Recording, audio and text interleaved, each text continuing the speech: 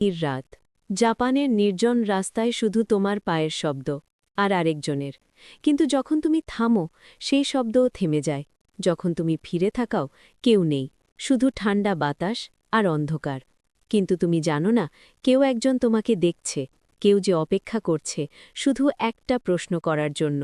একটা প্রশ্ন যার ভুল উত্তর তোমার শেষ কথা হতে পারে। এই হল কুচিসাকে ওন্না, স্লিট মাউথ ওম্যান, জাপানের সবচেয়ে ভয়ঙ্কর শহরে কিংবদন্তি। কিন্তু এই ভয়ঙ্কর ভূতের পেছনে লুকিয়ে আছে আরও ভয়ঙ্কর এক সত্য, একটা মানবিক নিষ্ঠুরতার গল্প। বহু বছর আগে জাপানের এক ছোট্ট গ্রামে বাস করত এক তরুণী। তার সৌন্দর্য ছিল অতুলনীয়। যখন সে রাস্তায় হাঁটত, মানুষ থমকে দাঁড়িয়ে তাকিয়ে থাকত। পুরুষরা তার রূপে মুগ্ধ হতো, আর নারীরা হিংসায় জ্বলত। প্রতিদিন সে আয়নায় নিজের রূপ দেখত, তার দীর্ঘ কালো চুল, ফর্সা ত্বক আর সেই নিখুঁত মুখ। সে জানত না এই সৌন্দর্যই তার অভিশাপ হয়ে উঠবে। একদিন রাতে অন্ধকারে লুকিয়ে থাকা কিছু ঈর্ষান্বিত গ্রামবাসী তার ঘরে ঢুকল। তারা বলল, তুমি নিজের রূপ নিয়ে এত গর্বিত? তুমি ভাবো তুমি সবচেয়ে সুন্দরী? তাহলে তোমার হাসি আরও বড় হওয়া উচিত। তারা তাকে ধরে ফেলল। সে চিৎকার করল, কিন্তু কেউ এলো না, কেউ সাহায্য করল না। তারপর একজন বের করল একটা ধারালো কাঁচি, ঠান্ডা চকচকে লোহা। কাঁচিটা তার মুখের একপাশে রাখল, আর তারপর কাটতে শুরু করল, ধীরে ধীরে, বাম কান থেকে মুখের কোণা দিয়ে ডান কান পর্যন্ত। রক্তে ভেসে গেল সব কিছু। তার চিৎকার আকাশ ফাটাল। ব্যথায়, কষ্টে, অপমানে সে কাঁদতে লাগল। তার সুন্দর মুখ চিরকালের জন্য বিকৃত হয়ে গেল। কিন্তু সবচেয়ে ভয়ঙ্কর ব্যাপার জানো কি? সেই নারী মরল না, সে বেঁচে রইল, তার ভয়ঙ্কর আহত মুখ নিয়ে। প্রতিদিন আয়নায় দেখত সেই বিকৃত হাসি, আর ভেতরে ভেতরে জমতে থাকল ঘৃণা, প্রতিশোধের আগুন। যেদিন সে মারা গেল, সেদিন তার আত্মা মুক্তি পেল না, বরং সে পরিণত হল প্রতিশোধের দানবে। তার যন্ত্রণা, তার ক্রোধ, সব মিলে জন্ম নিল কুচিসাকে ওন্না। এখন প্রতি রাতে যখন তুমি একা রাস্তায় হাঁটছ, সে আসতে পারে, কোথাও না কোথাও থেকে, ছায়ার মতো, শব্দহীন। তুমি হয়তো প্রথমে টের পাবে না, হঠাৎ করে পেছন থেকে একটা নরম কণ্ঠস্বর শুনবে, ওয়াতাশি কিরেই।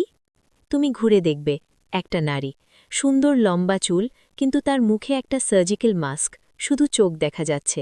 আর সেই চোখে অন্ধকার, গভীর, শূন্য অন্ধকার। সে আবার জিজ্ঞেস করবে, আমি কি সুন্দর?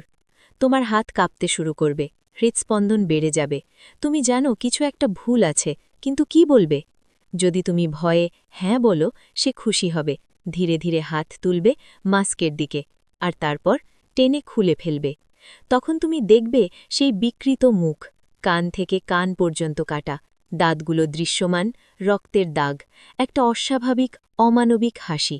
সে আবার জিজ্ঞেস করবে, আরও কাছে এসে, এখনও কি আমি সুন্দর? আর যদি তুমি ভয়ে না বলে ফেলো, তখন তার চোখে জ্বলে উঠবে ক্রোধের আগুন। হাত থেকে বের হবে একটা বিশাল কাঁচি, ধারালো, রক্তমাখা কাঁচি। সে তোমার দিকে এগিয়ে আসবে, আর তোমার মুখও কেটে দেবে ঠিক তার মতো, যাতে তুমিও চিরকাল ভোগো তার মতোই। পালাতে চাইবে? সে ভূত, সে ছুটতে পারে অবিশ্বাস্য গতিতে।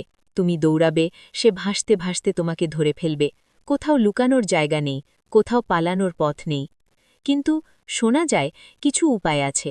যদি তুমি বলো, তুমি দেখতে সাধারণ, সে বিভ্রান্ত হয়ে যায়, তার মাথা কাজ করে না। অথবা যদি তোমার কাছে জাপানি মিষ্টি থাকে, সেগুলো ছুঁড়ে দাও। সে মিষ্টি দেখলে থেমে যায়, কুড়োতে বসে।